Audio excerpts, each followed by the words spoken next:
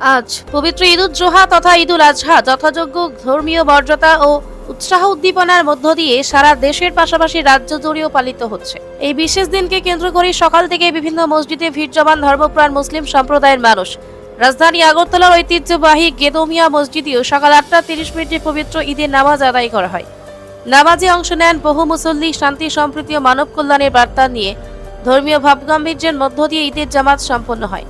গেদমিয়া মসজিদে ঈদের নামাজে ইমামতি করেন মৌলানা আব্দুল রহমান। নামাজ শেষে দেশ ও রাজ্যের শান্তি, সমৃদ্ধি ও সকল মানুষের মঙ্গল কামনায় বিশেষ মোনাজাত করা হয়। ঈদ উল আজহা মুসলিম সম্প্রদায়ের অন্যতম প্রধান ধর্মীয় উৎসব। ত্যাগ, আত্মনিবেদন ও মানবতার শিক্ষা বহনকারী এই উৎসবকে ঘিরে মুসলিম সমাজে আনন্দ, ধর্মীয় আবেগের পরিবেশ লক্ষ্য করা যায়। নামাজ শেষে একে অপরকে ঈদের শুভেচ্ছা জানান মুসল্লিরা। আজ ঈদ উল আজহা বা কুরবানির ঈদ। আজকের এই ঈদ বা খুশির দিন, এটা ত্যাগের উৎসব, আত্মত্যাগের উৎসব, কুরবানির উৎসব। আজ থেকে 5000 বছর পূর্বে এক হৃদয় বিদারক ঘটনাকে কেন্দ্র করে এই প্রথা সারা পৃথিবীতে চলে আসছে। তারই অনুসরণে আজকে আমাদের রাজ্যে এবং সারা ভারতবর্ষে ঈদ উল আজহা পালিত হচ্ছে।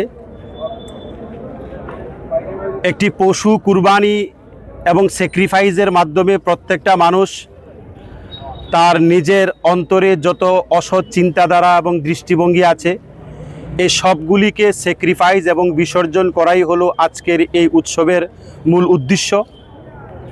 তাই আজকের এই ঈদ উল আজহা বা কুরবানির ঈদের দিনে আপনাদের সবাইকে এবং রাজ্যের এবং রাষ্ট্রের সকল নাগরিক, সকল অংশের মানুষকে আন্তরিকভাবে অনেক অনেক ঈদ মোবারক ও প্রাণডালা শুভেচ্ছা। সবাই ভালো থাকুক, সুখে থাকুক এবং ঈদের আনন্দের এই আবহ রাজ্যের এবং রাষ্ট্রের সকল অংশের মানুষ সমানভাবে উপভোগ করুক, প্রত্যেকটা ঘরে সমানভাবে আনন্দ মুখরিত হোক, এটাই আল্লাহ তাআলার কাছে আমরা প্রত্যাশা এবং প্রার্থনা করছি। এবং আজকের এই ঈদকে কেন্দ্র করে আমাদের রাজ্যের এবং রাষ্ট্রের শান্তি, সম্প্রীতি, সৌহার্দ্য ও জাতীয় সংহতি যাতে আরও সুন্দর হয়, আরও সুদৃঢ় হয়, আরও